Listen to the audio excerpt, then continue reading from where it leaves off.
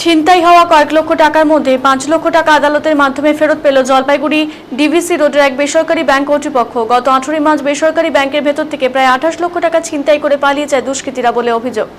কোতোয়ালি থানা পুলিশ তদন্ত নেমে সিসি ক্যামেরায় উঠে আসা দুই দুষ্কৃতীকে বিহার থেকে গ্রেফতার করে।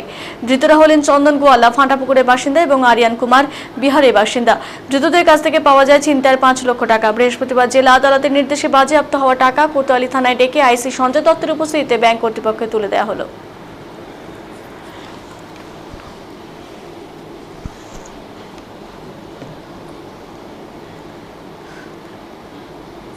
যে থেট কেসটা হয়েছিল আমাদের, সেটার আমাদের 8 লক্ষ সামথিং কিছু টাকা ছিল, সেটা আমাদের ওখান থেকে হারিয়ে গেছিলো। সেখান থেকে আপনাদের সহযোগিতা আমরা 5,04,000 টাকা ফিরিয়ে পেলাম। সেই টাকাটা আমি রিসিভ করলাম আমাদের এসএনএবির পক্ষ থেকে।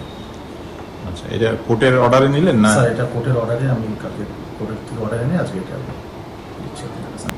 স্যার, এটা এই ব্যাপারে স্যার আপনাদের অনেক অনেক ধন্যবাদ। আপনারা যেভাবে সাপোর্ট করেছেন। আর জলপাইগুড়ি পুলিশ অ্যাকচুয়ালি খুব দ্রুত যেই টাকাটা অ্যাকচুয়ালি এটা পাওয়া গেছে, এটাও হয়তো আমরা পেতাম কিনা সন্দেহই ছিল।